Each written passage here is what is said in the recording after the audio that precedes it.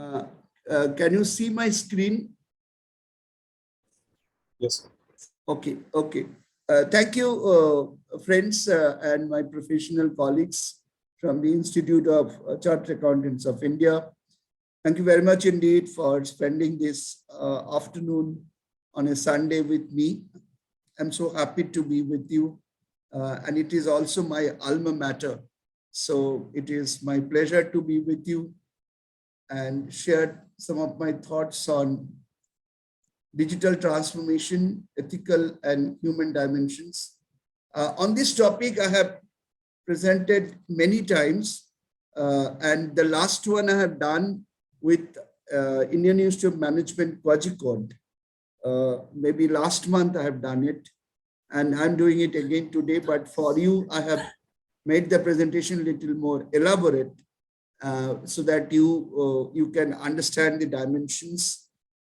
In this presentation, I will specifically take up two digital technologies for solution designing.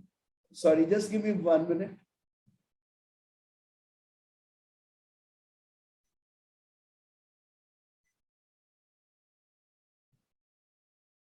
One is blockchain and second is artificial intelligence and cognitive intelligence. These are the two things I will take up in greater detail than any other technology item. If you have any questions regarding AR, augmented reality, virtual reality, drone, or Internet of Things, you can jolly well ask me about the importance and applications of those digital tools in solution designing. I'll be using a lot of graphics which are available freely in internet, and I acknowledge my indebtedness to those people whose graphics I have borrowed. Those who have not seen my work, this is the paper which I have recently written, Digital Transformation, the New Universe of Metaverse, that has been published in March, and the one which is being published in April, that will be on smart contract. It is an extended article on smart contract. This is my this one is my article and presentation. It is there in my YouTube channel. This is on digital currency. This is that Hamburg, Germany I was talking about. This is the Moscow one. You can follow me in Twitter. And of course, there are 17,100 plus people following me in LinkedIn. You can follow me in LinkedIn also. I'm very, very active there. Okay, so going forward, I have only 4 things to talk to you about today's presentation. One is human rights and digital transformation. The next is fundamentals of blockchain technology and digital transformation, ethical and human dimensions of digital transformation, and cognitive intelligence and digital transformation. These are the few things I'll be talking to you. And going forward, I will take your questions. Quite long that question answer session is going to be. The human and digital transformation, this concept owes allegiance in the Universal Declaration of Human Rights by United Nations, which was adopted in the Paris Conference in 1948. Universal Declaration of Human Rights in the Paris session of 1948, which it talked about various human rights, which digital and information ethics deal with impact of digital information and commercial technology for information and communication technology. Every single business manager, every single practicing chartered accountant, every single chartered accountant in every sphere of life in contemporary world will be connected in some way or the other with digital transformation. So when I was talking to Dr. Pal and CA Gyan, that students want to have a session with me on digital areas and they have a lot of questions and answers, Dr. Paul and CA Gan immediately agreed, and that is why we are here together on this virtual meeting room. And that is where my job is to facilitate and create a kind of a foundation in your mind that whenever you are associated with digital transformation exercise in whatever organizations you are working for, either as an employee or a consultant, you will be able to look through and go through the exercise which one should go through. At the end of the day, we all do work for serving the humanity ultimately. We serve our family, we serve ourselves, we serve our organization, and through that we serve the society. So understanding about United Nations General Assembly's Declaration of Human Rights is very, very important.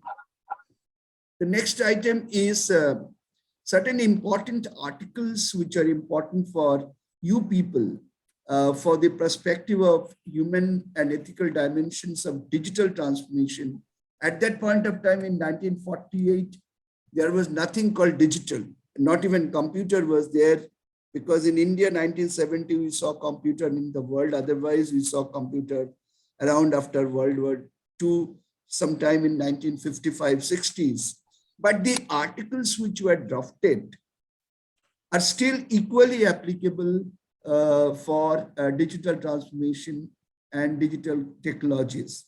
The Article 1 is all human beings are born free and equal in dignity and rights. So when you do design any digital tool, you cannot violate a man's dignity and a man's right. Everyone has a right to life, right to liberty and security of person. That means you cannot violate the security of any person. Here, the security of person also means information security and data privacy. Article 12 said, none shall be subjected to arbitrary interference with his privacy, family, home, or correspondence, nor to attacks upon his honor and reputation. You've heard about trolling. Social media is trolling people. Social media is putting people to shame. So anything and everything you do in social marketing or in your expositions for digital transformation through social media, or for that matter, any other purpose, you can't dishonor a person. You can take anybody's dignity into your own hand. Okay. Okay. And the last article is, last two is, everyone is entitled to a social and international order in which the rights and freedom can be realized. That means whatever you do in the digital transformation space, you have to keep space for everybody so that he or she can realize his or her rights. And last one, everyone shall be subject only to such limitations as are determined by law. It does mean through the solutions which you design, you can't hinder the liberty of anybody unless and until that liberty is hindered by the law which is legislated by the parliament of that country or world order. So it does so mean that digital transformation should not be hindered the people's liberty to do whatever he wants to. And you can't stop anybody through your digital transformation right or design from doing anything. A man has to have its due recognition and respect for the rights and freedoms of others. That means when you do digital transformation to solution designing, you must respect the right and freedom of others, meeting the just requirements of morality, public order, and general welfare. Cyber criminals violate this portion, and some of the websites also violate the morality questions. So these 5 articles of that human rights order or Declaration of Human Rights by United Nations are very, very important for you. My entire presentation will be rotating around these 5 rights. Again, OECD, Organizations for Economic Cooperation and Development, they have also given some collective view, and it says that being able to measure people's quality of life is fundamental when assessing progress of society. That means if the objective of our digital transformation is to achieve progress of society, then and the people's quality of life, anything which you will be designing through application of digital technologies, you must ensure that you are contributing to the quality of people's life and you are contributing for progress of our society. Students who have any question on this, you can write your question on the chat box. Just give me 1 second.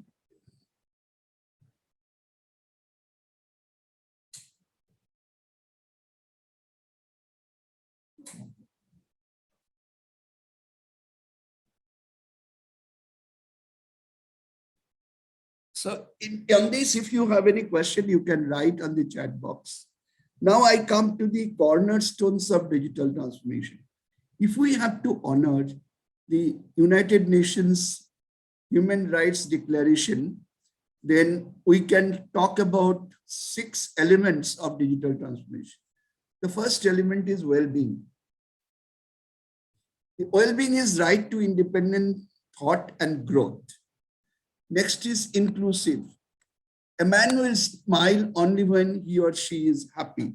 So you have to do anything and everything for inclusive smile and inclusive happiness, right to belong and right to have access. That means when you design any solution, you must ensure that there is no sanction in it. It does mean that everybody and anybody will be, who are the intended audience for this solution, they should be given access to the solution without any discrimination for caste, creed, religion, language, no. Even you have to convert perhaps this to vernacular. So inclusion is next one. Security is the next item. Right to safety, protection, privacy, these are very, very important cornerstones. Privacy, you can't invade anybody's personal area, personal information. And that's why blockchain technology has got the maximum protection for the privacy, because in blockchain technology, solution in design in such a manner that a man enters into this solution with his private key, but when he does any transaction, his public key is used and you don't know his name, phone number, mail ID, for that matter, anything. And the next is accountability and trust. Unless you have accountability as a business organization, as a solution designer, as a person transacting in a digital transformed format or framework, you are not supposed to be a person with ethical dimensions of human life and ethics or morality. So accountability is important, and you must be having trust, and people must have trust on you. And when you talk about the word trust, remember an axiom: what you trust may not be what is truth. What you trust may not be what is truth. And what is truth may not be what you trust. So truth has got only one version. So digital transformation objectively wants to establish only one version of truth. And blockchain technology is one technology which will, without any failure, establish only one version of truth, because any transaction, if it is transacted in a blockchain platform, it cannot be changed under any circumstances. If it has to be nullified, there has to be another reversal transaction for it. The ultimate objective is like that of a finance man you are. A finance man will say that, yes, the rule of maximization of value creation and minimization of value destruction, which I shared with you in your earlier class, on strategic financial management that equally applies to digital transformation, maximization of value creation, and minimization of value destruction. So students, if you have any question on this 6 cornerstones of digital transformation, please note down in a chat box, and our 2 participants will help to keep these questions. Now, when you do solution designing with digital transformation, how do you do solution designing? You do solution designing with the help of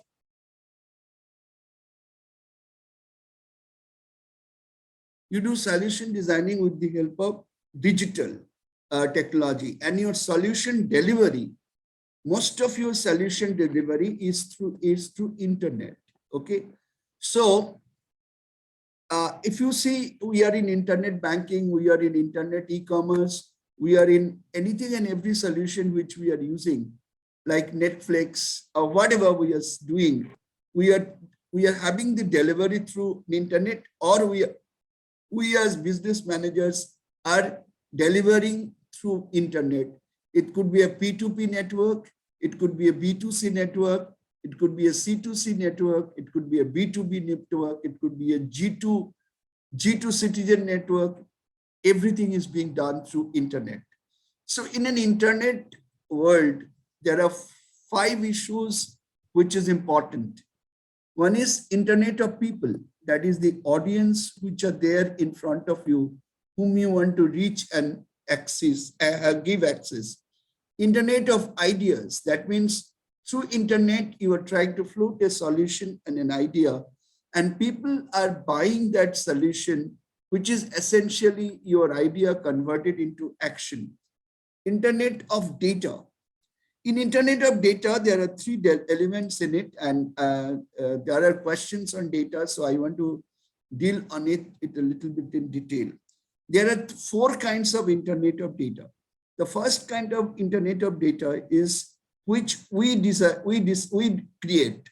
We create our WhatsApp messages, we create our Facebook content, we create our YouTube content. So internet of data, which we create other than financial numbers, through our images and our videos, etc. These are called unstructured data.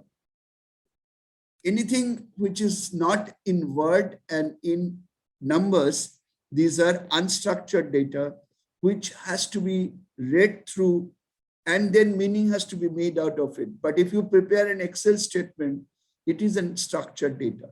So self-creation of content. The second data is data which gets generated in the market. You are doing e-commerce, you are selling, you are buying, you are providing services, and in the process, your customers are giving you orders and buying you things. Suppose you have offered 20 products through your website or e-commerce site, and customers have visited 12 or 14 products or 15 products, but the customer has only ordered for 8 items or 3 items. So 2 types of data you are getting here. Items which your customer has seen through, visited, and items which finally he has liked based on his either liking or his choice or his requirement. So this is the data which gets generated, and it is generated by the customer himself or herself in your website. The third data, the transactional data.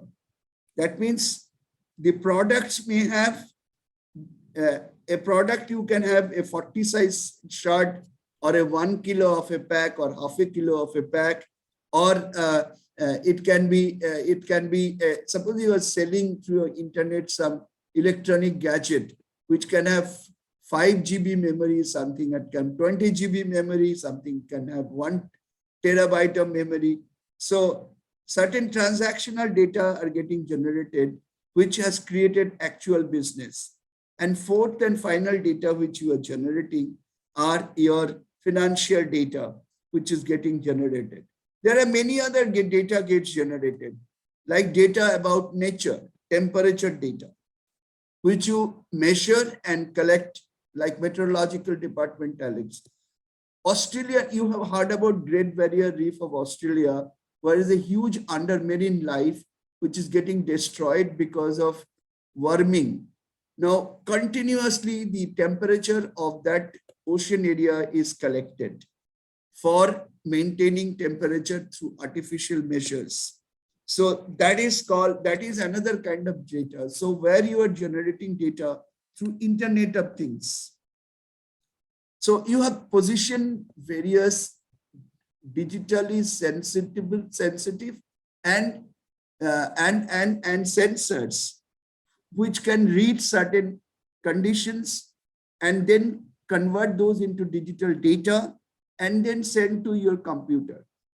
I give you another example. Suppose you have applied a drone, an insurance company has applied a drone for surveillance of crops again of a particular district or several districts.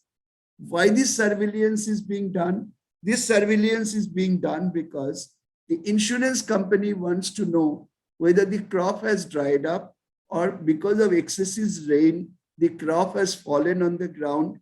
Because if any damage is caused to the crop, then definitely there will be a crop insurance claim by the farmer. Or it could be possible that drone is taking pictures of the color of the leaves of the crop in the field.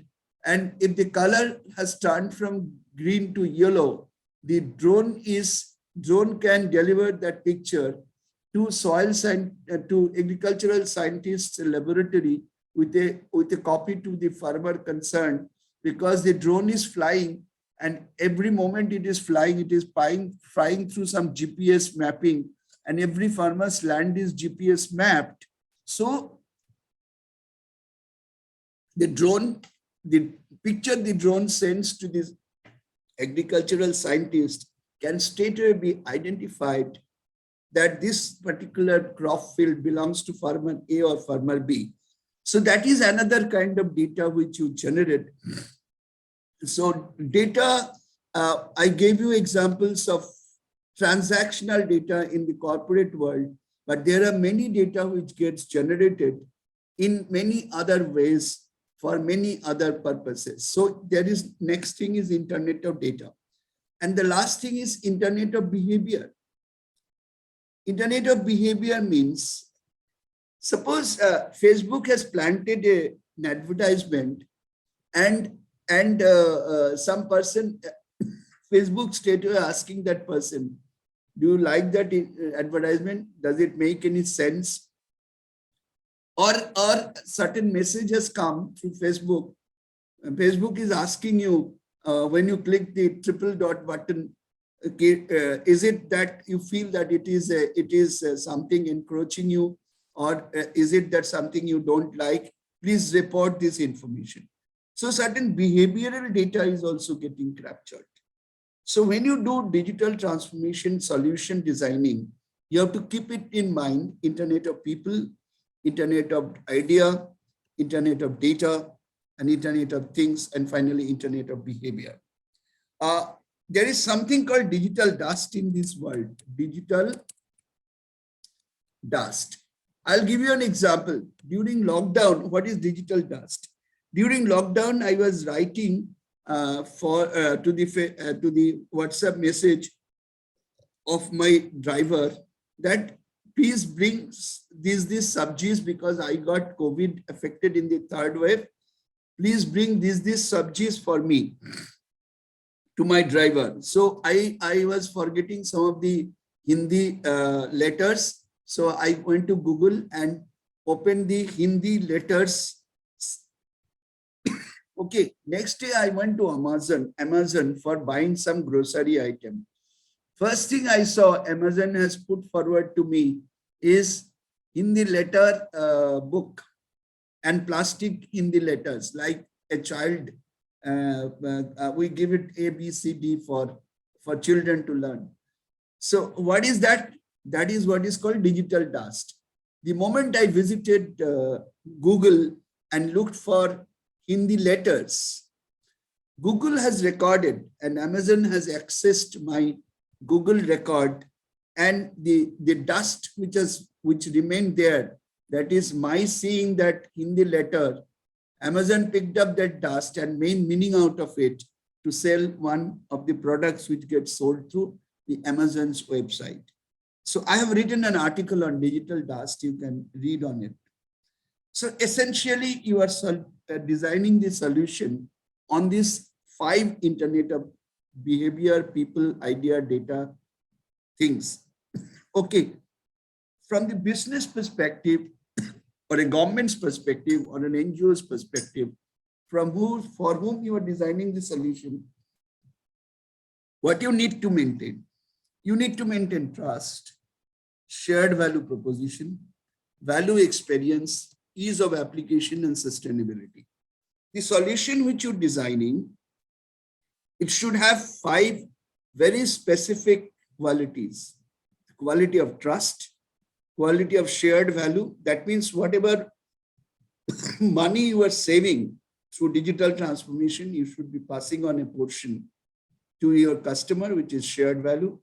Value experience, your customer will be getting a better experience than traditional websites or traditional physical shops. Ease of application, it should not be very tough. The app should be very simple and easy to apply. And finally, sustainability.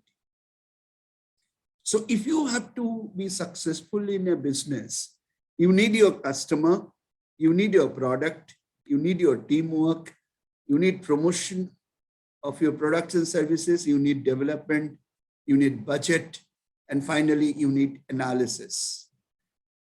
And all these things are tied down with a central thread called strategy.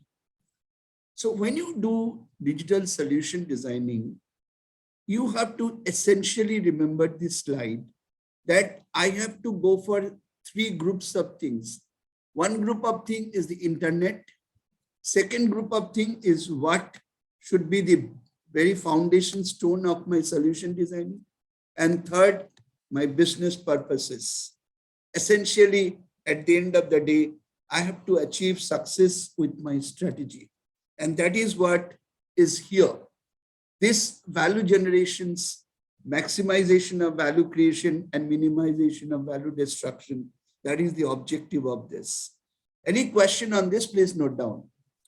If you do not do all these things, and if you leave scopes, then what will happen? You need not read this.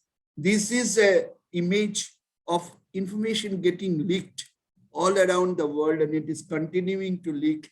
Or informations are not getting leaked by people like Cambridge Analytica or Facebook, IBM, NYPD. Information is getting invaded and hacked. So one of the very most important thing in your digital transformation exercise is that you should protect yourself thoroughly. And when you do protect yourself thoroughly, you have to also keep it in mind. One more thing is the audit and accounting.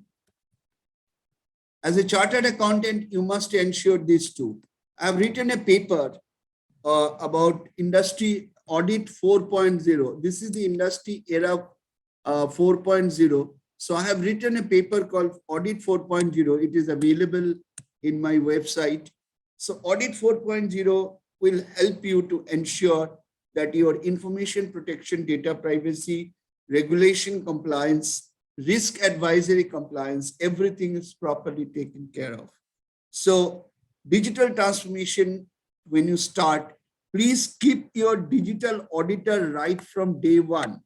The concept of auditing and accounting is that a business does something first, then the auditor comes and does a post facto analysis and post facto review. It should not be like that. In the world of digital transformation, the auditor should be with you from day one. The auditor should be reviewing every step of yours. They should be participating with you in your planning process also, so that they become an independent consent keeper of yours. And side by side, you have to also ensure that your accounting information are vividly available and easily available. It is not only accounting, but also MIS.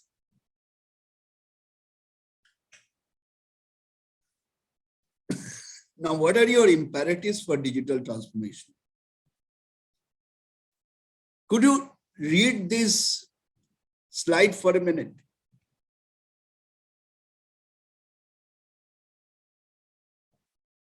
I'll give you just 1 minute to read this slide.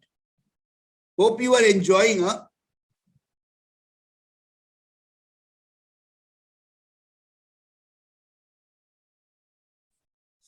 See again, are you listening? Are you getting my flow?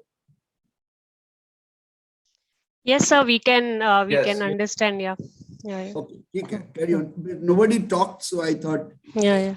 No, we are on mute now. That's why. Yeah. No worries. Okay. We are all wide awake, sir, listening to you. Not to worry. We are listening to you, sir. Yeah.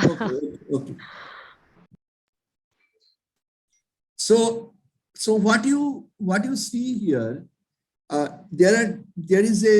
you must have heard about ERP, Enterprise Resource Planning, and there you might have implemented SAP, Oracle Financial, Exapta, or you might have at best done advanced version of Tally in your organization. So you may be having a question in your mind that those are also digital record we create. Then what is the difference between digital transformation and ERP implementation? That is what I'm trying to explain to you through this particular slide. Digital transformation first brings the word innovation. Innovation is the process of creating value by doing the same thing in a better way. You do the same thing, but do the same thing in a better way. And according to my understanding, when you do the same thing in a better way, you try to innovate. Here the word innovate means innovative invention. Inno means innovation and vent means invention. So you do innovative invention for value creation. And how you will create the value? By meeting the latent demands of society.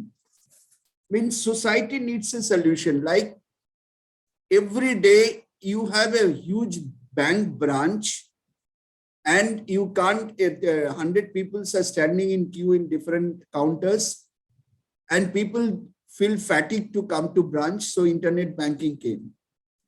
Now everybody doesn't have computer. So mobile banking came. So day by day, things are changing. So what essentially you are doing? You are solving the problem of society. So that's the first thing of digital transformation. The second thing of digital transformation is digitization, converting analog information into digital format. In fact, that question that what is data analytics, this is also a part of digitization, that not all data are taken into digital transformation process or used for taking in decision in digital transformation. Data are first processed to convert to information and then taken.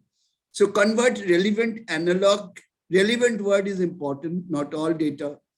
Convert relevant analog information into digital format or platform for meaningful use.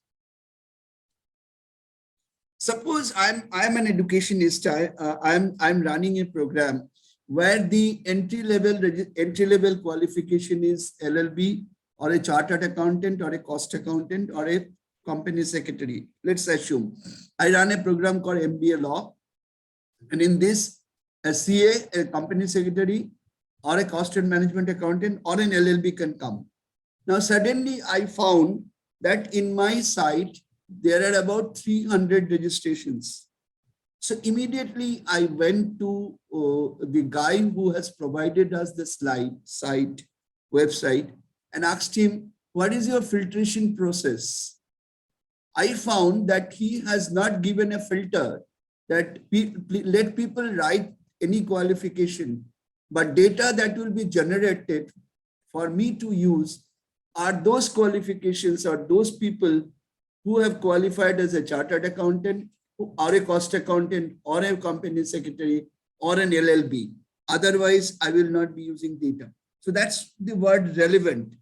I will not use any data other than those which are relevant for me. And it has to be presented to me in a certain digital format. So data, when converted into relevant position, that means analog information converted to digital information using digital platforms, meaningful use, it is called digitization. From that, you go for digitalization. From digitization to digitalization. What is digitalization? The use of digital technologies to change a business model and provide new revenue and value producing opportunity. I'll give you an example of this. Suppose you are a teacher of class 10 and you have gone into the classroom. Traditionally, you go with your roll call sheet. But now onwards, you will not go to roll call sheet, because as a teacher, where you stand on your little on top of your head, there a camera is fitted, which can see the entire class. And all the photographs of your students of that particular class, of that particular year, has been fitted into the computer. Now, the computer every day has been programmed that out of these photographs, the photographs which match on a particular day with the photographs which the computer can read through the camera, then suppose that class has got 60 students, and on that day, 55 students' photograph could be read by the photograph attached to the computer of the entire attendance system, and each photograph has got attached to a roll number. So now this photograph, which is a unstructured data, is now converted to a digital information that on a given day, out of 60 photographs, 50 photographs could match, and that 50 or 55 students with photograph match, they are now marked present for that class. That means I have converted a process of digitalization for giving a solution so that the teacher do not spend 10 minutes for calling roll numbers. That will be done by the computer. So the information of a photograph of 60 students is now being used through digitalization mode for solving a problem where a teacher saves 10 minutes of a time. Now you are doing biometric attendance of your school. That is something of that sort, digitalization. And finally, digital transformation. Digital transformation is a journey or a strategically planned organizational change. Journey of a strategically planned organizational change to dominate or stay relevant in a competitive marketplace. In fact, digital transformation increases your competitive capability. Digital transformation increases your competitive advantage. It is not something which you do for anything else other than improving your profit and profitability, and also helping your customer to be served better. So girls do not mind, ladies do not mind. I'll use a word called digital transformation is not a lipstick project. In today's TV serials or films, boys, that is male actors, also use lipstick. Essentially, beautification purpose, right? Some of the organizations spend money for digital transformation of their organization just for once to beautify and say कि मैं भी अपना company को digitally transform कर दिया. So that's called lipstick project. The second mistake we do, that digital transformation is conditioned as a destination. That means एक बार कुछ कर दिया हो गया, हमें और कुछ करना नहीं है. Digital transformation is not a destination. Digital transformation is a journey.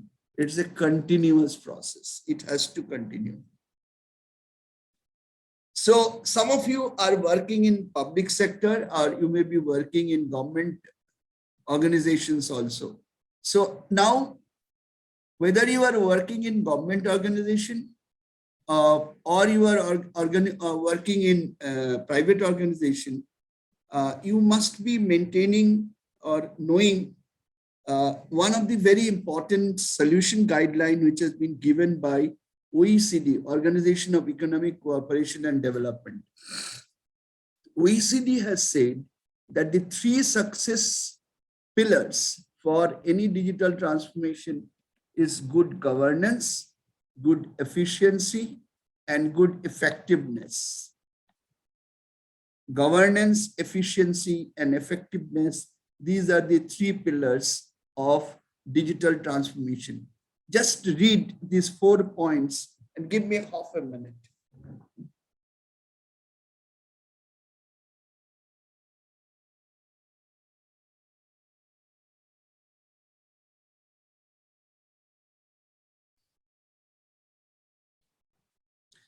Organization of Economic Cooperation and Development says that if you have a good governance and if you have an efficiency and effectiveness, what you can achieve. So when good governance and efficiency meet together here, your solution will be reliable. You will get better participation, not only at the solution designing stage, but also solution will be participated by your intended customer. They will use it more. You will be focusing on your customer or citizen's need. And finally, it will generate public value. So good governance and efficiency will give these 4 qualities to your solution. When your solution is efficient and effective, what it will do? It will do empowerment of people. Like earlier, you go to a bank, there will be a check given by you. This will go to 2-3 tables. The signature, etc., will be verified. Somebody else will pass the transaction. Then it will come back to cashier and cashier will pay. Now, the solution, the digital solution has been empowered to solve the problem. That means you have empowered the customer, your banking customer, or your e-commerce customer to do everything and anything through the solution. And you have empowered them to do whatever they choose to do and whatever their objective to achieve. It will create evidence for you. It will create and do demand management for you. And because it will have a lot of scalability, effectiveness, and scalability efficiency.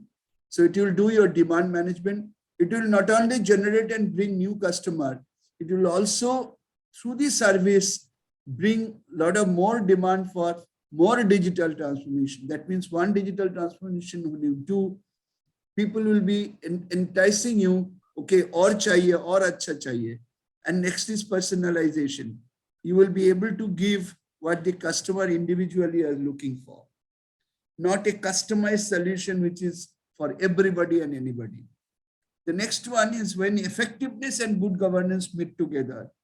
What gives you? It gives you openness, transparency, accountability, and autonomy. These are the human dimensions of digital transformation.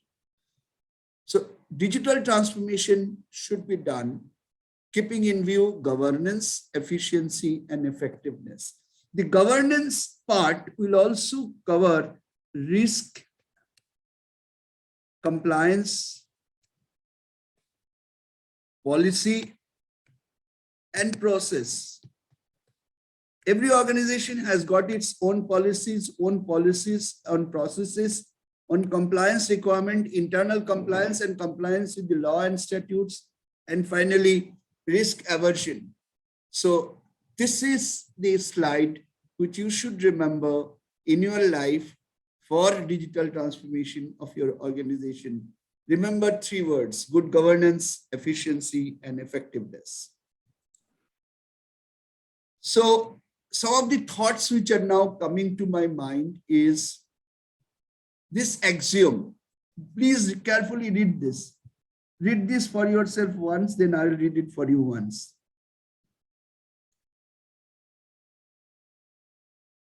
The main thing, that is the objective, is to keep the main thing. That means what you should do is to keep your objective as the main thing when you do the thing. That means you must understand what is your main thing in doing digital transformation, and keep always the main thing when you do the main thing. So the main thing is to keep the main thing as the main thing. And here the main thing is digital transformation for inclusive smile and happiness. What is the main thing?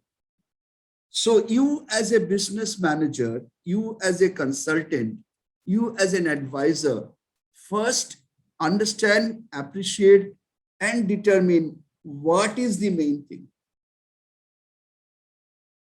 Unless and until you determine what objective you want to achieve through your solution designing, you will be just hovering around and spending money, you will not achieve anything. The moment you have understood what is your main thing, then the next word is charaiveti, move ahead. Please keep in mind that what has brought us up to here where you are today, and you have progressed from 0 to this place. Suppose this place is 100 and your plan is to go to 200. So that's policies, processes, solutions, strategies which has brought you from 0 to 100 will certainly not take you from 100 to 101 to 200. You have to do something different, because by the time you have come here, 10 different competitors are already there in the market. You have lost the first mover advantages, and you are getting a lot of threats. So from here, when you go to here, you have to take care of and do many things good. So when you do many things good, you must be also keeping in mind you are working for a group of people called Generation Z or Generation A. And in any case, you were doing business up to this, but perhaps you have done business for 9 to 10 years so far.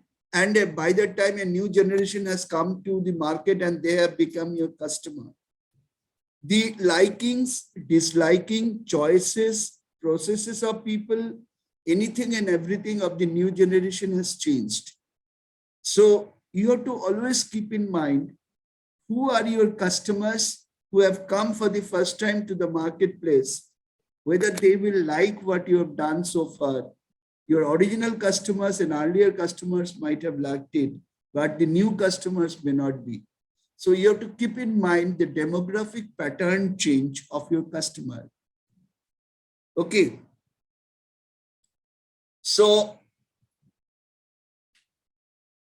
this is the main thing. This particular slide you will not get in any website, any book, any blog, any journal. When you do a digital solution building, you must keep in mind these 8 W's and 1 H. I'll give you 2 minutes to read it. By my phone watch, it is 15:57. I'll talk to you on 15:59. Read it.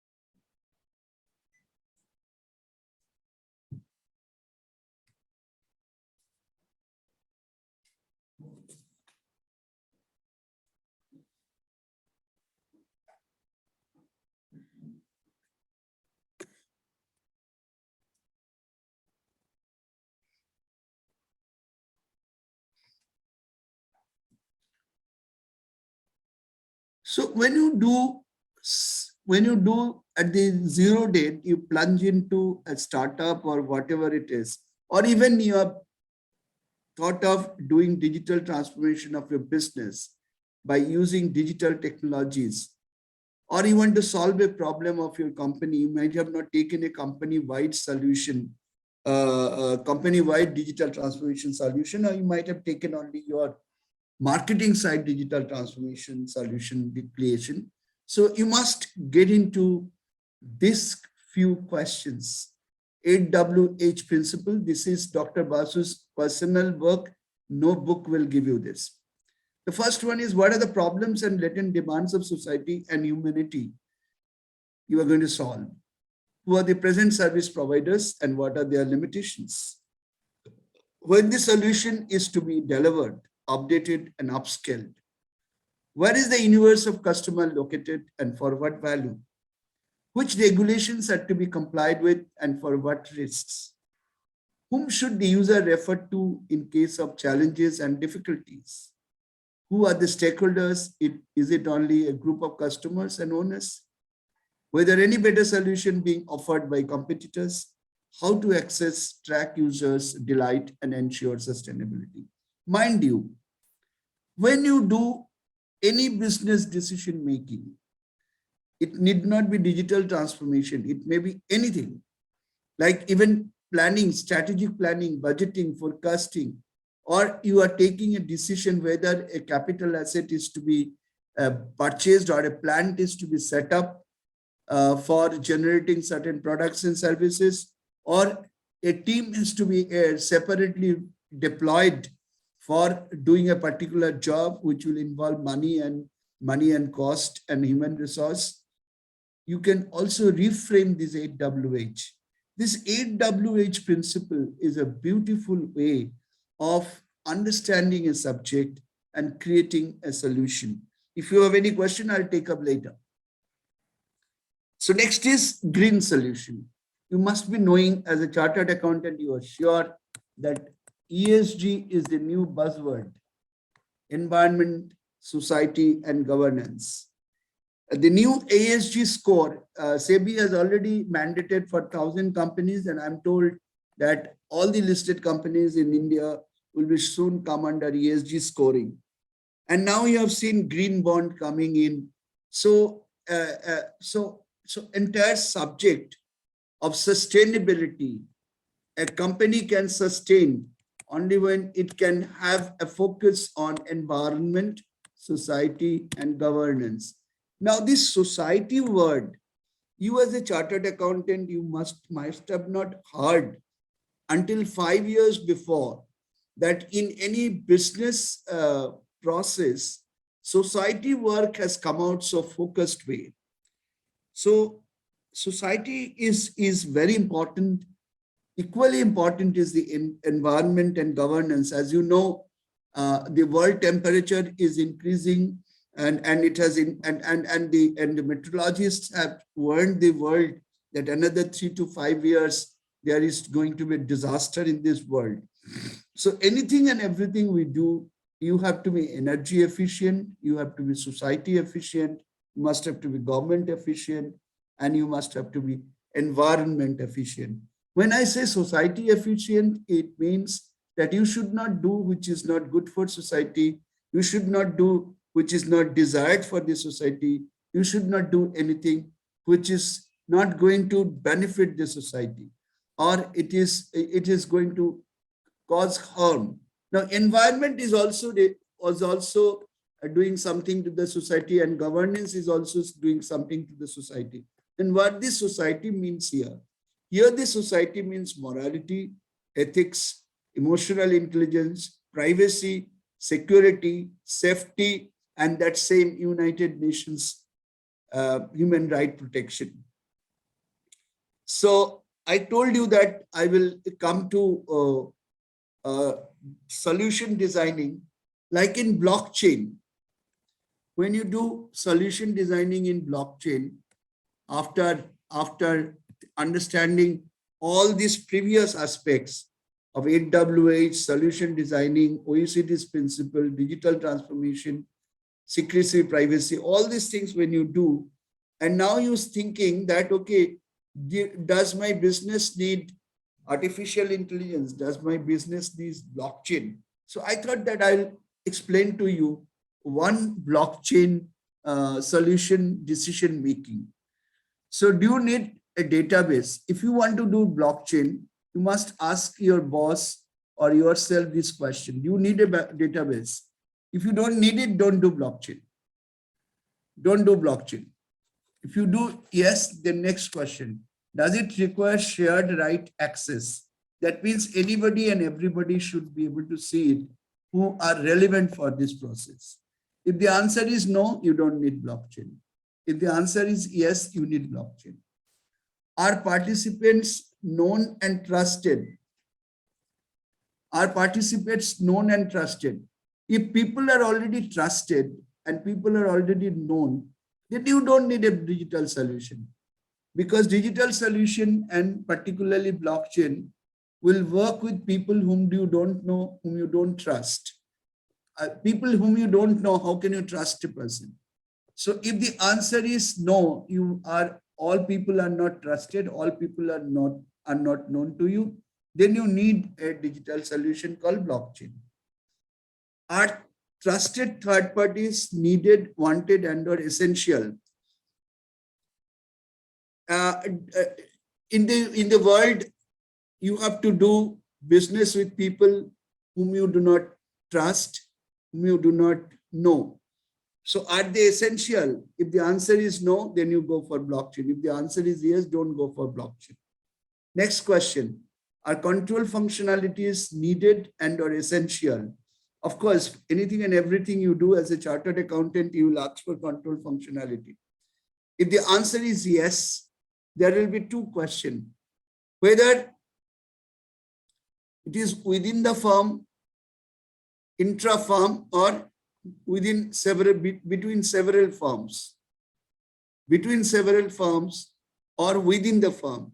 So if it is between several firms, say there are exporters, there are importers, there are bankers, there are marine freight people, there are insurance companies, and I'm designing a export-import blockchain, use a hybrid blockchain. That means public-private blockchain.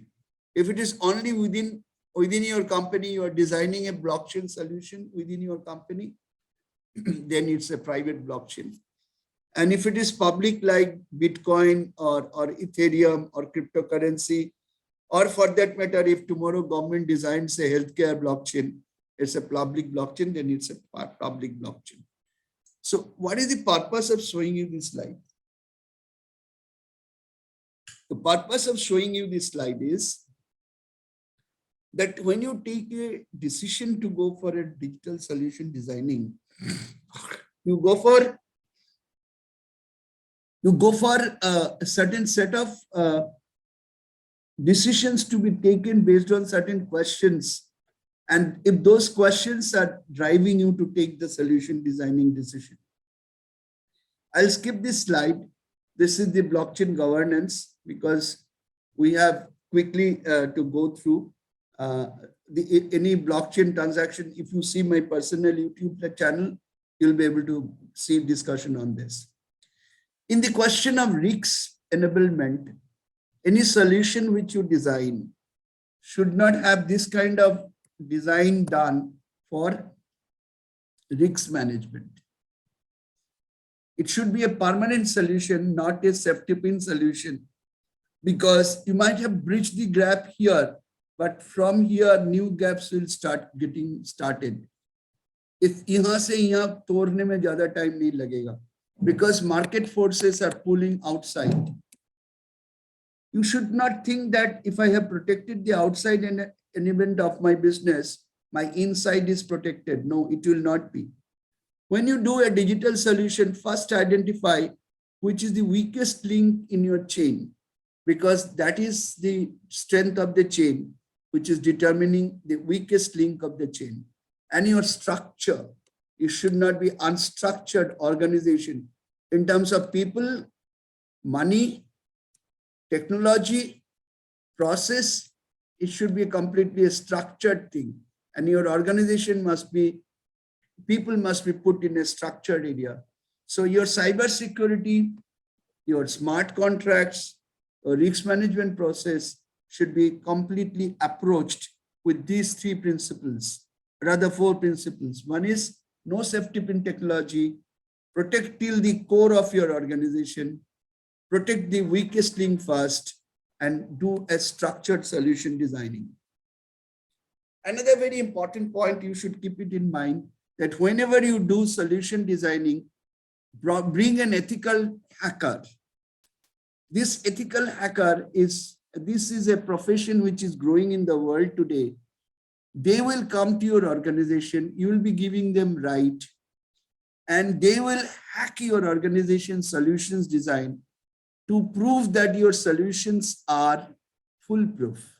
Now, most of the organizations who can afford payment of salary to these ethical hackers, because they are very specialized people, they are in internal audit department of this organization. Ethical hacker is a new group of human resource who are recruited by an organization. They always hack their own organization solutions to see whether outside hackers, cyber criminals and cyber terrorists will be able to hack you.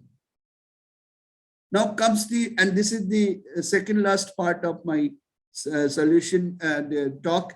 I'll be finishing another 7-8 minutes, then I'll start taking question and answer. This is something to do with artificial intelligence. I have written 3 papers on it. Artificial intelligence, what is this picture is signifying? A machine is recognizing a human being, and a human being is interacting with the machine. I gave you the example of that roll call sheet being replaced by cognitive intelligence power of computer, whereby photographs, seeing the photograph, it is understanding when physically a student is present. There are many other applications can be developed. So this is a very powerful tool, artificial intelligence, but this has got a lot of other problems also. Now, this gentleman is the director of research of Facebook. He said that despite astonishing advances, we are a long way from machines that are as intelligent as humans or even rats. So far, we have seen only 5% of AI, what artificial intelligence can do. That means even when the director of research of Facebook is telling us that our machines are not as much intelligent as a rat is, or when we have not seen even 5% power of artificial intelligence so far, then you can think of how powerful is artificial intelligence. And you as a innovative solution designer, what you can do with applications of artificial intelligence, it has got huge capabilities.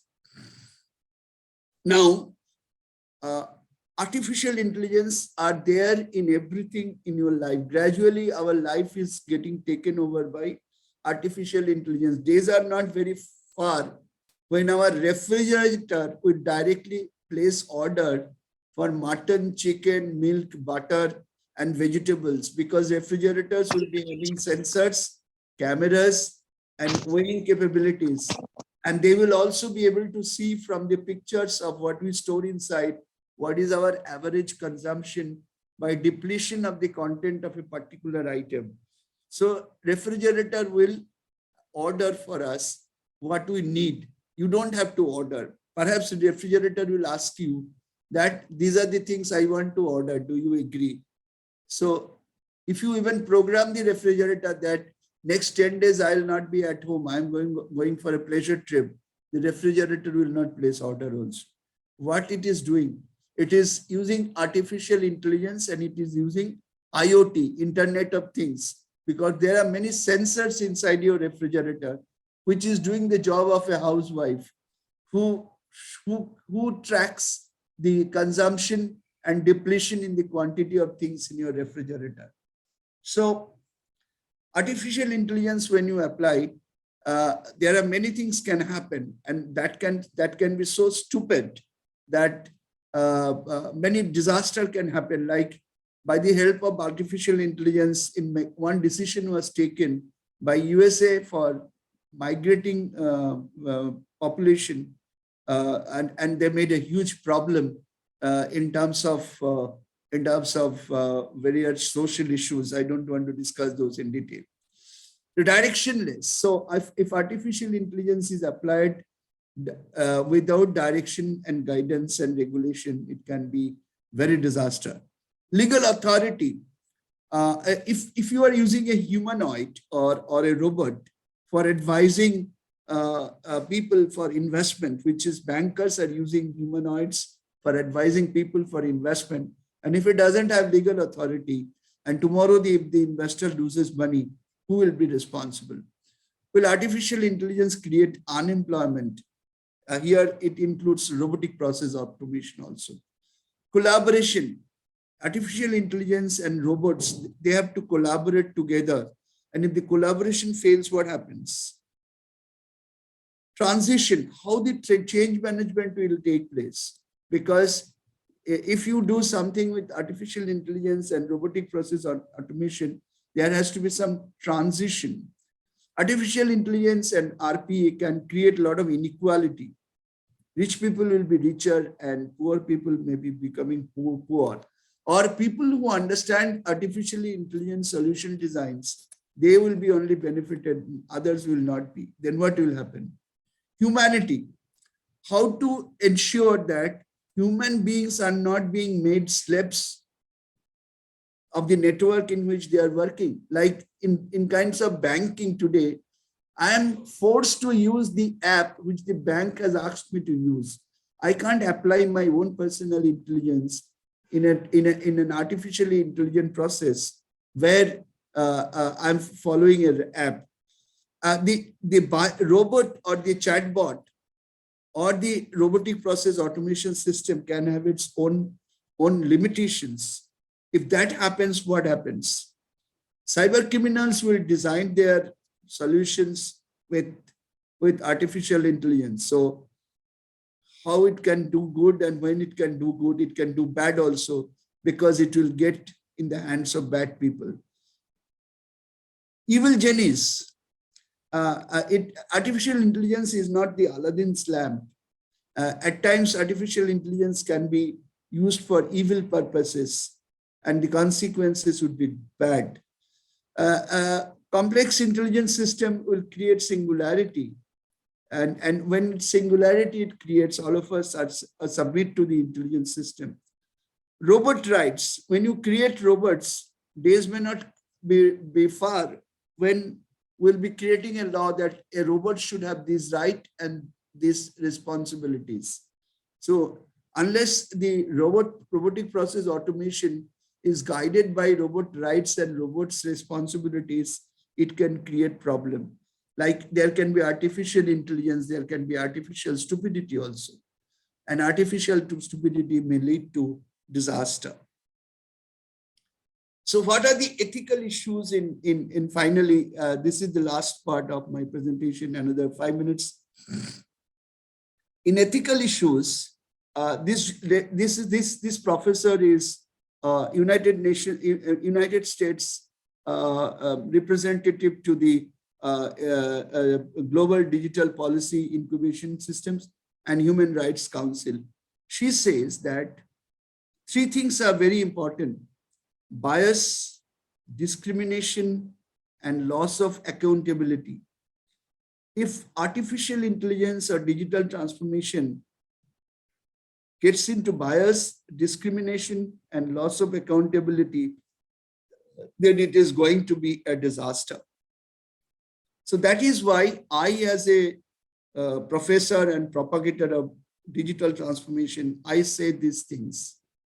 Technology doesn't have morality, emotion, ethics, and value generation skill of its own. The technologists have it. The technology doesn't have morality, emotion, ethics, and value generation skill. The technologists have it. Success of digital transformation will depend upon the humane qualities of solution builders, leaving least scope for anyone to use with ulterior motives. It should be grounded on the human foundation of sustainable shared value. Humanity is one and the world is its home. Hence, the need of a global regulatory body for directional guidance and monitoring. I strongly feel that we have IFRS and convergence to IFRS to Ind AS. Similarly, there should be world multilateral agencies like International Financial Reporting Authority or International Financial Regulation Board or IASB. There should be one international regulatory body or multilateral agency. It could be a part of IMF or United Nations or for that matter, anything to help us to form a world order. Like IASB's IFRS is almost followed by every country's people to establish one code of standards. Similarly, for digital transformation, there should be one code of standard which can be changed according to the need of specificities of country. Regulators must have more insight to control through oversight. Regulators should not be breathing on our shoulder. They should be regulating with the oversight, but they must have all insights to be a regulator for digital transformation. Customers must have options for self-initiated executable contract, that is smart contract. So these are the human dimensions of digital transformation: morality, emotion, ethics, and value generation skill, sustainable shared values, global regulatory body, insight and oversight playing simultaneously for control, and self-initiated executable contract. I say, and this I said in Moscow, that 7 T's and 7 P's of digital transformation. 7 T's are technology, talent, truth, trust, transparency, tenacity, and timeline. You as a chartered accountant and a business manager, even if you are a finance manager, and you are thinking of digital transformation of your operations or your company's operation, you should have 7 T's with you: technology, talent, truth, trust, transparency, tenacity, and timeline. You should have 7 P's also with you: people, patience, passion, perseverance, piety, purity, and penance. I repeat: people, patience, passion, perseverance, piety, purity, and penance. This is very, very important. So keep in mind these 7 T's and 7 P's. You will not get these in any book. This is your speaker's own creation. Together we shall definitely achieve. And that is what this famous man says. He's a computational neurobiologist. He said that future won't be made by either humans or machines alone. It should be combination by both, working together. Technologies modeled on how human brains work are already augmenting people's abilities and will only get more influential as society gets used to these increasingly capable machines. So capable machines will be there, everything will be there, but machines will not allow alone work. It has to work together. So technology should not be allowed to function on its own. It has to function with humanity together. So this is technology and this is man. These two together has to work. Finally, these are my 10 commandments. Like you have seen the film 10 Commandments. These 10 commandments are mine. I have always speaking about it. Humanity first. Reduce complexities. Reimagine consumption. Go for creative destruction. Manage climate emergency. Redistribute power and wealth. Be accountable without discrimination. Fix imbalance of humanity and technology. Enhance technology with universal altruism, and let imagination and ethics lead transformation. So imagination is needed for innovation, ethics needed for ensuring everybody gets benefit. So imagination and ethics must have to lead your transformation. So humanity first, reduce complexities, reimagine consumption, go for creative destruction, manage climate emergency, redistribute power and wealth, be accountable without discrimination, fix imbalance of humanity and technology, enhance technology to universal altruism, and let imagination and ethics lead transformation. This should be your commandments for digital transformation. Being a Bengali, I will close with Rabindranath Tagore. He said, I slept and dreamt that life was joy. I slept and dreamt that life was joy. I awake and saw that life was service. I acted and behold that service was joy. So serving the humanity should be your joy. Unless you have a mind to serve humanity, perhaps joy will not be with you. Similarly, one of the greatest friends of Rabindranath Tagore, Albert Einstein, they were very good friends. Albert Einstein said, I feared the day that technology will surpass our human interaction. The world will have a generation of idiots. Don't allow it to happen. Don't allow the world to be a generation of idiots. It will be a generation of idiots unless and until these 10 commandments of mine are not kept in view when you do digital transformation. Thank you very much indeed. I'll stop my presentation and rest of the time is for question and answer. We have good 35-40 minutes.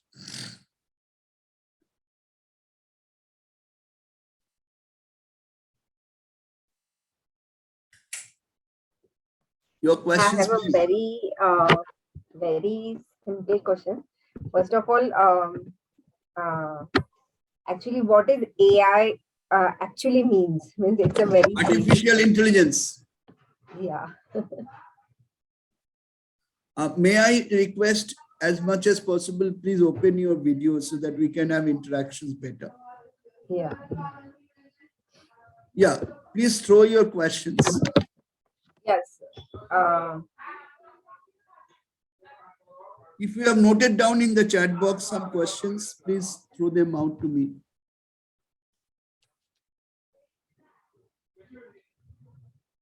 So, am I audible? Yeah, you are. Yeah. What it's a very simple. What actually AI is like? Where is it used in our life? Like, we have never come across AI, or I don't know what exactly the AI is. Okay, I'll explain to you what is artificial intelligence is. Suppose you want to know machine how an elephant looks like. So first you make the machine to see, machine's computer eye see 1,000 photographs of different sizes of an elephant from different corners. Now the elephant knows that a machine knows that it is the photograph of an elephant.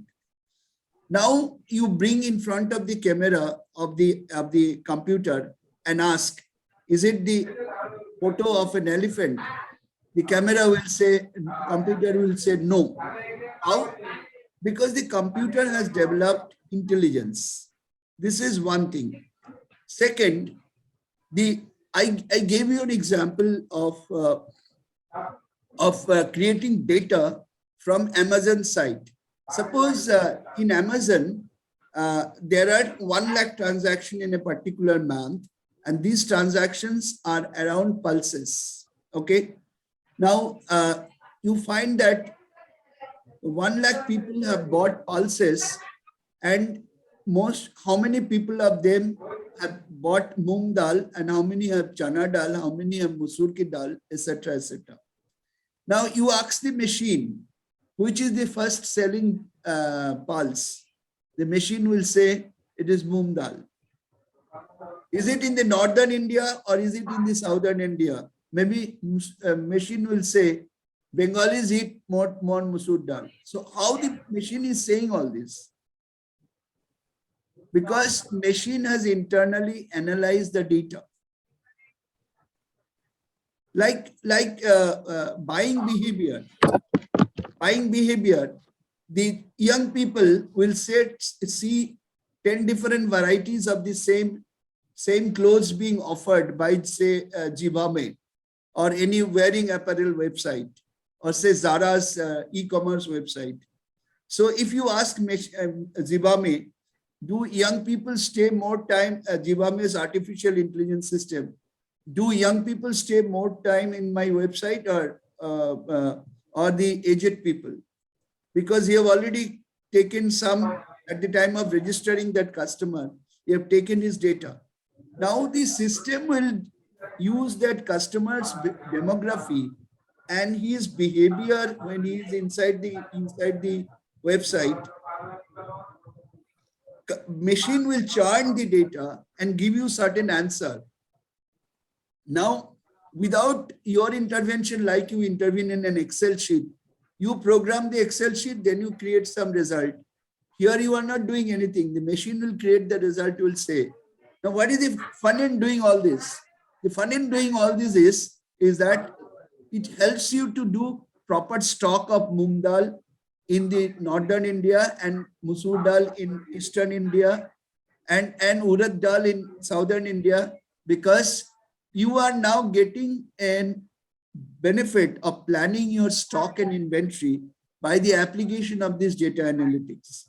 So essentially you are doing what? You are creating business intelligence out of your data, which is called artificial intelligence. Could I explain to you, Shilpa? Yeah.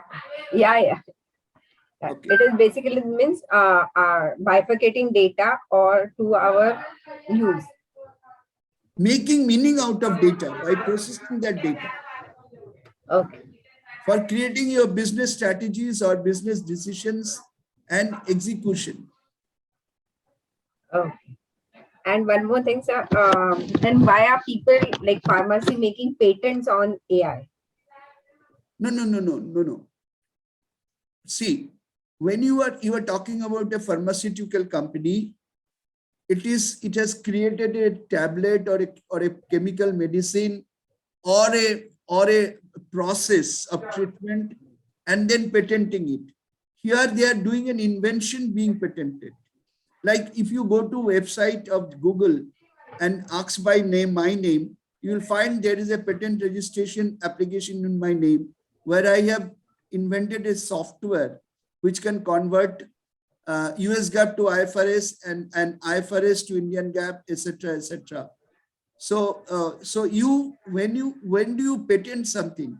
You patent something when a solution which you have designed is entirely different from the solution of others. When you improve on the solution of others, it is your innovation. It may not be something sufficient for patenting. Anything and everything will not be patented. Anything and everything, if it is entirely different from what has been done so far, then only it will be patented. So patenting is done when your solution is absolutely unique and never been seen in life. Okay.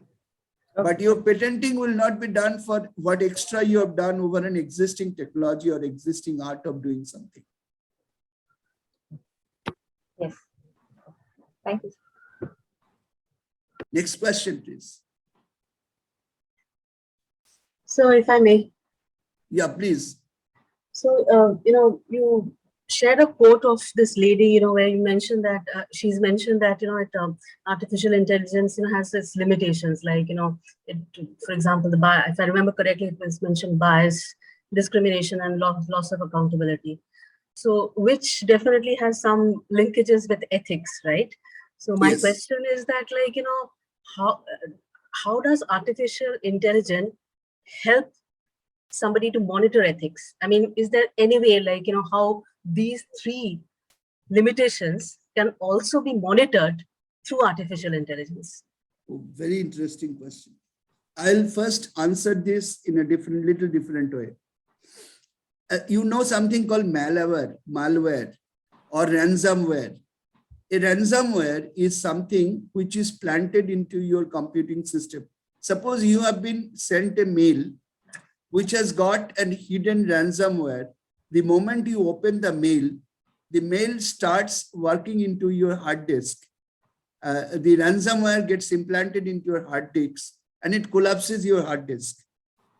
And then you get a phone call that we have attacked your system, and unless and until you remit so much of money to our bank account, we will not withdraw the ransomware or malware. Now, what essentially has been done is that your system has been attacked. That's why I said that ethical hacking is important. Instead of your own ethical hacker, some external cyber criminal has attacked your site. Now, artificial intelligence can be used. A program of artificial intelligence can always be working in your computer, that whenever this kind of a malware will get implanted, the artificial intelligence will immediately block that malware to infect your computer. Have you played Pokemon games in your computer that one demon is trying to catch you up and eat you up? Instead, the demon eating you up, you are eating up the demon, right? So ethical hackers is nothing but application of artificial intelligence to chase and see whether the solutions which you have designed are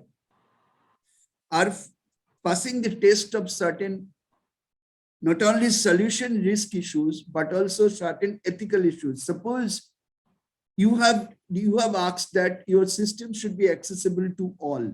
Like I gave you the example that this particular program, MBA Law, has got only 4 categories of students who can get in. Now 200 students has registered into my system who do not have any of these 4 qualifications.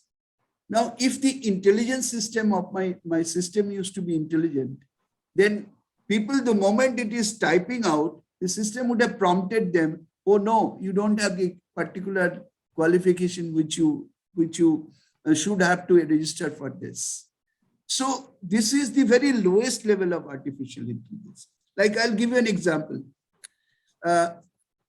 When there is a dancing robots, so when you are dancing, the robot is continuously seeing you and recording your movement type. Now, when you start the button of the robot will repeat your dancing movement types and the song, because it has recorded the song and it has recorded your movement type. When your right hand goes, up to what inch extent your right hand goes. Essentially what the robot is doing, the robot is using its software intelligence first to record your song, record your body movement, your head movement, your hand movement, your leg movement, and then using that information which is recorded to repeat its own movement. Okay, you've heard about Sophia. Sophia is a humanoid. Sophia is a robot. And this Sophia now gives lecture in international conferences and also answer impromptu questions. Now, Sophia is not a human brain. It's an artificially intelligent brain. It has been put in this, many things have been put into, the entire lecture has been put into, and maybe thousands and thousands of questions on a particular topic has been put into. Now, when Sophia is being asked a question, what the Sophia is doing? Sophia is processing that question and picking up that particular answer, which is already stored into its own computer. Now, how it is doing? This intelligence which has been created in Sophia is not a human being's intelligence, it is artificial intelligence. Now, when this artificial intelligence is being used with an accountability, responsibility, ethical purpose, then only it will be good to go for solution designing by business. But there are applications being found which are either stupid or wrong. Let me give you an example. You have created a robot with information of your clients of 5 years or 7 years back until 2020. In 2021 and 22, certain banking regulation has changed. Now, if you are ethically correct, what you will do, you will update and upgrade the information in the robot for the robot to be applied for prompting the banker who is sitting out on the other side of the chair to advise another guy. I'll explain to you how it happens. We have done a research on this. Suppose you have gone to a bank, you are a customer and a banker is sitting on the other side. You are looking for a loan or certain transaction. The computer is listening. The computer the guy is using is listening. Or the banker is typing the questions. The banker is being prompted on the screen, which you as a customer can't see, that please tell the customer this is your solution. Suppose that prompting has been done based on RBI regulations or banks' own systems and processes, which were 2 years older. Now, if that is not updated, now the new solution which will be given to the customer may not be compliant with law. Now, here you are breaking the ethical part of it. Here you are breaking the responsibility part of it, that you as an user of digital technology not ethically right enough to update your digital information recorded in a computer until today, and thus not only making the customer into risk, putting the customer into risk, you are also ethically wrongly advising the customer. This is what she is saying. And I have given you a very simple example. There are many such examples, which I have called artificial stupidity or evil genie. Like evil genie is what? It is Aladdin's lamp. Aladdin used to order and the lamp used to bring what Aladdin used to ask for. Now, if artificial intelligence is called for that, it is evil genie. I'll give you another example. Oxford University has done a research where it is being said that internationally, whatever digital transformations are being done, 60 to 70% brain is from down below the equator. That means Southern Hemisphere people are contributing to the digital knowledge of the world. But the technology, manpower, money belongs to the upper half of the world, globe. So the monetary benefits which will be created by digital transformation, its benefit will be enjoyed by upper half of the world. That means Europe, America, North America, Canada, etc. But the contributors to those global innovation would be southern half of the people, that is Asia and Gulf. So there will be a discrimination of sharing of the wealth being created by digital transformation. This is unethical, no? Benefits are not being equally distributed, which you are generating, right? So many ways, I can give you many other examples of how prima facie you may think something is ethical, but if you go to the deep of your thinking mind, you will feel that many things which you do is not ethically correct, or it is going against the rules and regulations of the country. So that is what, if artificial intelligence fails to do what is desirable to do, then it will be coming to that lady's question, that professor's question. Could I explain to you, Paushali?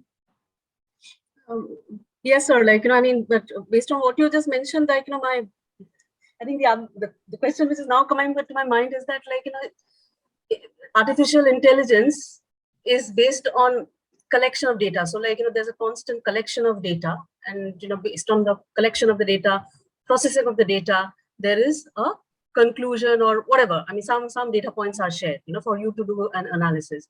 But like, but it might result in biasness, right? It might Yes. result in discrimination. It might result in, probably sharing or completely inaccurate or obsolete data, which you mentioned, Right. like, probably the regulations have not been uploaded in a robot for based on which, like, it's providing completely incorrect answers. So my question now probably would be that, is there a way, I'm sure there is there a way of, AI tracking stupidity of AI? But see, I mean, artificial we all know that, artificial intelligence this is has a, got 3 stages. Artificial intelligence has got 3 stages. One is the natural artificial intelligence, then human equivalent artificial intelligence, and super artificial intelligence.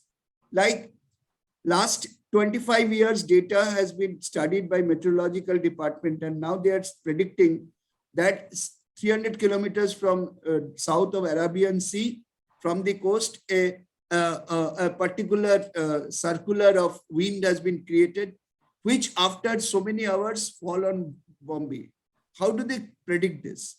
They predict this on the basis of past study of 25 years data, the speed of wind, the temperature, the atmospheric condition, all these things they put together and they draw a behavior of past 25 years. So what you are doing essentially, out of past 25 years data recording of varieties types of data, you are creating an intelligence in terms of predicting that if so-and-so Chakravat cyclone has created, it will take 36 hours to fall on Bombay coast. What you are essentially doing, you are using artificial intelligence, right? Now, this data has been analyzed and converted into an intelligence and then interpreted. Now, if people fail to interpret, then you will do something, take some decisions which will be incorrect. And taking any incorrect decision is also kind of unethical. Either wrong, doing harm to society, or you are purposely doing wrong because it is unethical. Many things can happen. Any other question? Thank you, sir. Anybody, any other question? We have still 14 minutes to go for this session to end. Or maybe you can go 5-10 minutes extra also because we started late. Anybody, any question? So my What may be question the- is with respect to data regulation. So in India, do we have such regulations like EU have the GDPR? In India, there are altogether 14 laws, regulations, and government directive. In fact, our criminal procedure, CRPC, criminal procedure and civil procedure also are applied in computer science. Yes, we have cyber laws, we have data regulation, but and one of your bills for data privacy is still to be passed by the parliament because it is with the standing committee. But in India, blockchain policy has already been disclosed by government, which is in place. It's a policy, it's not an act. Similarly, in India, we have drone policy, which has been disclosed and declared by Government of India.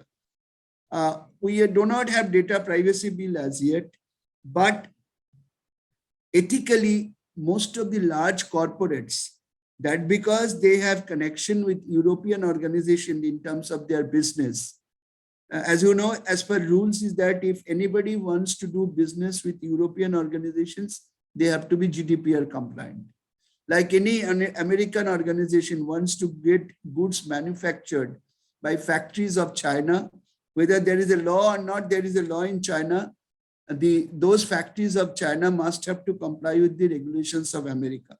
So same way, although India doesn't have the strictest of the rules like GDPR, many of the organizations are proactively getting themselves compliant with GDPR.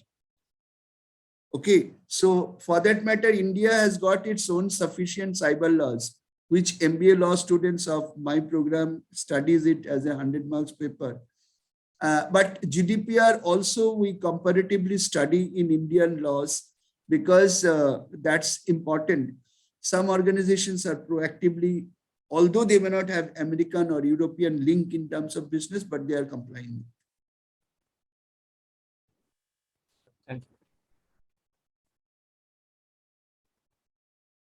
you. Any other question? Sir, actually, now we know this, we have to digitize, or we have this AI is coming in future.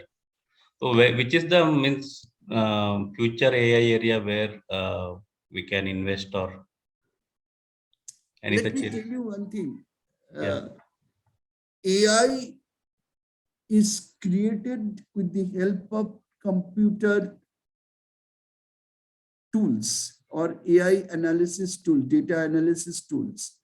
Machine learning is against supervised machine learning and unsupervised machine learning. I gave you the example of elephant. I have shown 1,000 pictures of an elephant from different corners and told the machine that, yes, this is the picture of an elephant.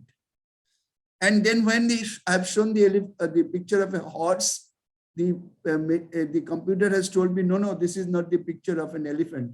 But the computer could not tell me that this is the picture of a horse, because computer doesn't know the picture of a horse. So why I have created this capability in the computer? Because I need the computer to help me to distinguish between the horse and the elephant. Now, how this technology is applied? You have heard about unmanned vehicles, right? So this vehicle has got a computing system in which all possible pictures the vehicle will encounter during its path will be able to recognize. So artificial intelligence is essentially called cognitive intelligence, to recognize and remember in the store of the computer's own digital data, and whenever necessary, using it. Now the question, Gopal, you are asking me, which area I must study AI and ML? The answer is, you study the AI and ML tools. You do not do the application based study. Once you learn the tool, now the tool will help you to analyze the data.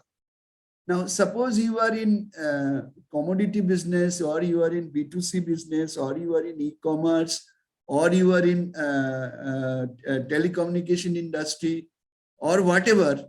So that will not change your data capability.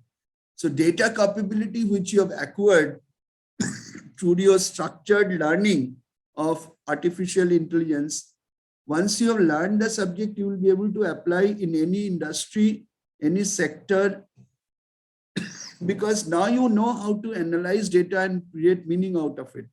It can be of any sector. So Gopal, if you ask me a question that which area I must study, there are 3 areas. One area is structured data analytics.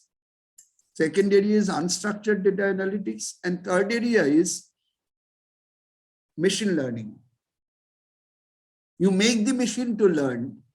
Like I'll give you another example which I've written about, is that there is an artificial intelligence which has been created. This particular software will be first fed with 1,000 or 5,000 popular tunes of the world in Hindi or in English, one language. Now this software knows now that these are the tunes of popular English songs. This software has the ability to pick up the best part of the tune and infuse into 1 or 2 tunes. That means as a musician like Shankar Jaikishan or A.R. Rahman, they create their own tunes. Here this artificial intelligence will create tune which will be an infusion of the best part of 1,000 tunes. Now, how it has been done? It has been done with the help of the artificial intelligence, which knows that these are the tunes of 1,000 most popular songs, and the softer part, harder part, rhythm, beauty will be sensitized and understood by the software. and then it can create another tune. So this is an intelligence. Now this is a machine learning. Now, Gopal, you are not going to go for music industry, right? So if you go for music industry, your application orientation for data analytics will be different. But tool perhaps will be the same. Of course, this industry is evolving every third year. Every third year, everything is new. So it is a very dynamic industry. Yeah, so much positivity or so much development into it, but it may take out some of our work actually going forward. Let me tell you, I am writing articles on digital transformation. This month, my 32nd article will be published.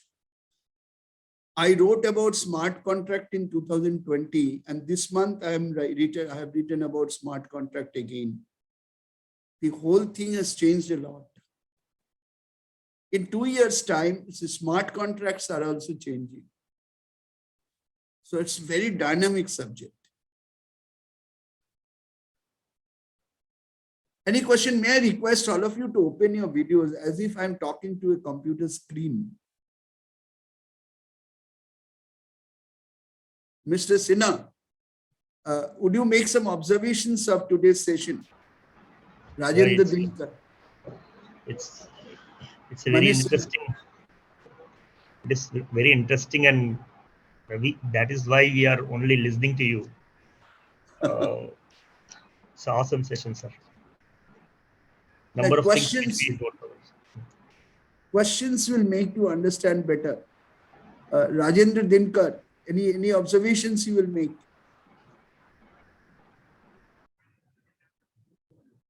Did you get anything to take home or take to your workplace, Mr. Dinkar, Mr. Vinay Gupta? Sure, sir. That yeah, we are thinking on that way.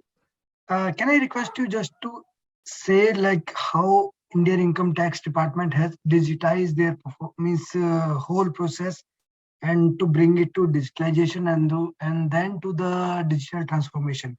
Shall I tell you, Mr. Gupta, Indian Taxation Department has amazed me. I'll tell you how. You have recently started AIC bulke koi information, right? All information, when you log into government site, all information which are required for submission of your return is now available. Earlier, I used to take my bank statement and I used to figure out what is my bank interest savings bank, what is my bank interest fixed deposit. Then I used to say how much dividend I have received, how much consultancy service payment I have received, how much capital gains I have created out of my mutual fund selling and buying. Believe me, this year when I went to submit my information, I found that in your statement, every data is there. That means by linking Aadhaar card and my PAN card, government has done everything.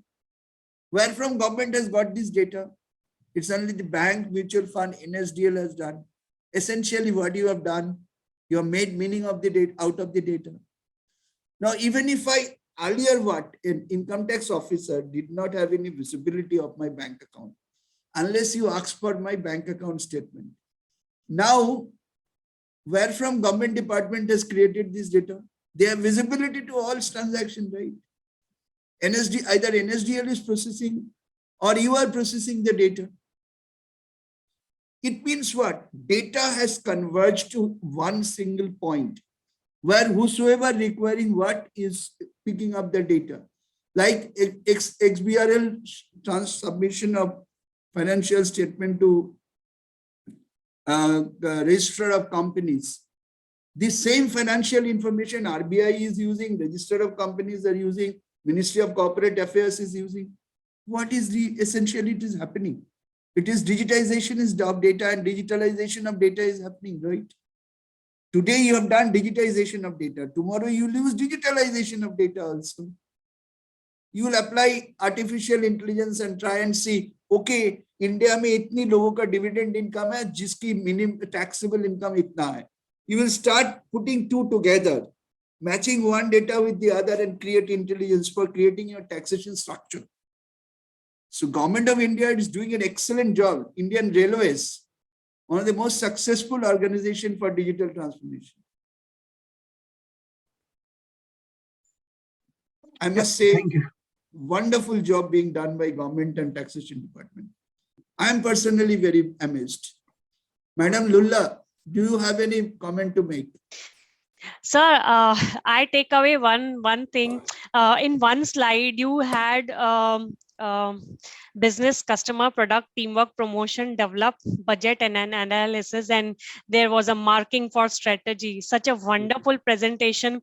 Some days back, I had an internal interview, and I missed that being selected because I was not very much tactful, or I did not answer just one single question tactfully. Had I had this slide of yours at that point of time, I think I would have been selected for that. Thank you. The moment I saw that, and it was around the strategy, so I was thinking why I did not join this some days back. Maybe I would have been selected. Thank you. Yeah, but I take that away, and I will remember this always now. Let me tell you one thing, some way or the other, now or 2 years down the line, all of you are going to participate in the process of digital transformation.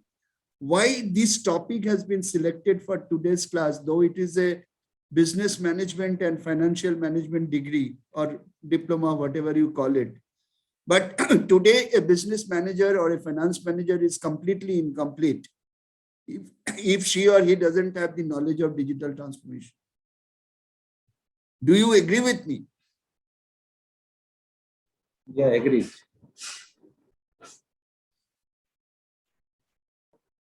Anybody, any comment, any question?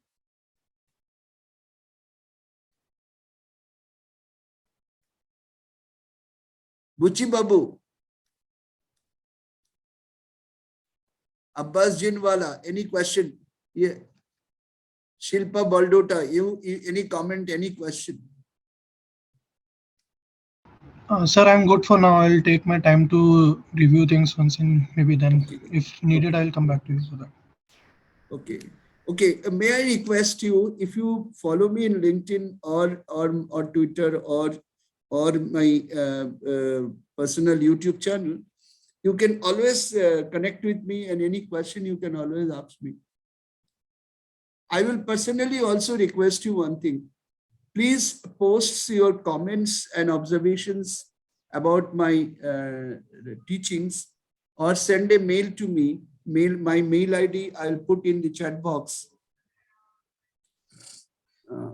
Sir, one more question. Yeah. This blockchain technology, it is used in only cryptocurrencies, or it can be used in other functions? Are Baba, there are not less than 2,000 applications for blockchain technology. I can tell you, I am personally working for 3 applications of blockchain technology. One is healthcare, next is agriculture, and third is crowdfunding.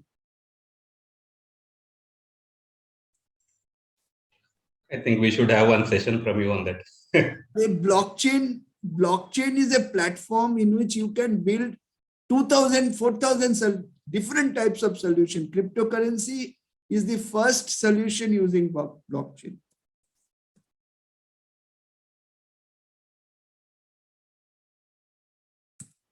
I will request you to personally rate this session of mine and send a mail to, I have written in the chat box my mail ID.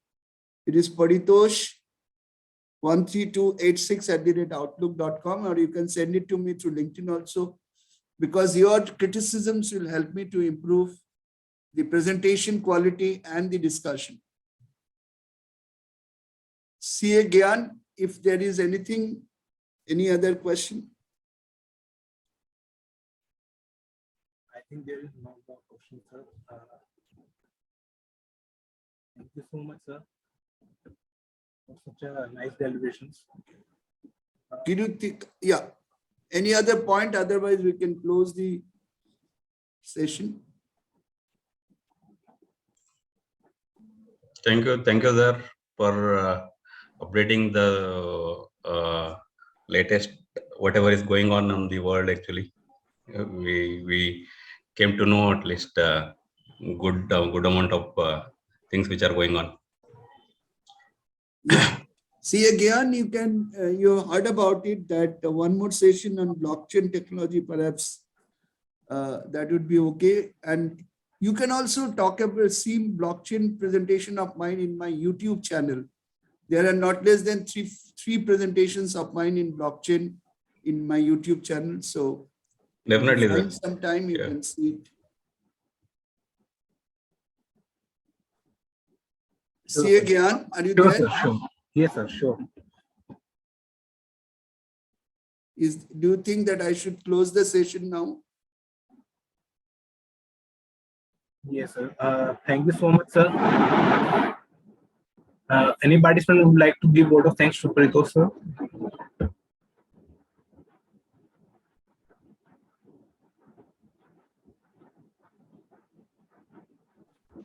Paushali, Shilpa, you want to go ahead?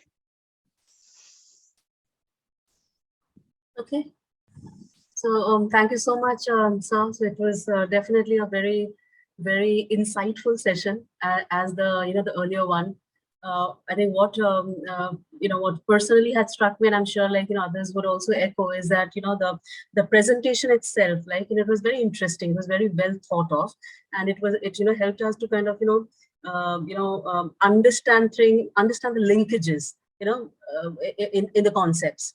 So we could make out that it is a very well thought of presentation. It is not just sharing pointers, because you had you were explaining each point very well. So with the examples, and so we could make out that definitely we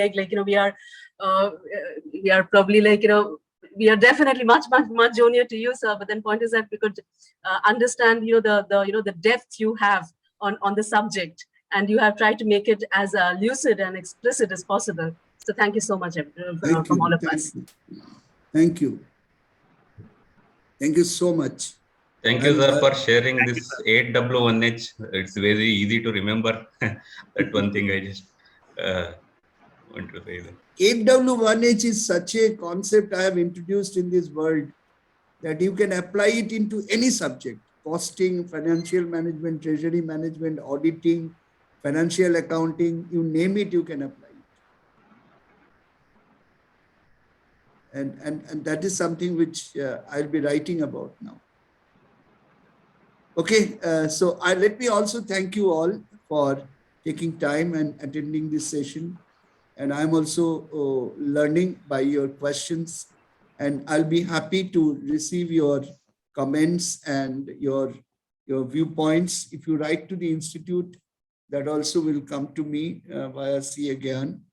So thank you very much indeed, and namaskar. Wish you all the best, and see you in future. Thank you. Thank you. Thank you. Bye. Thank you. Bye. Bye. Now we will start our second session at sharp at 5:50.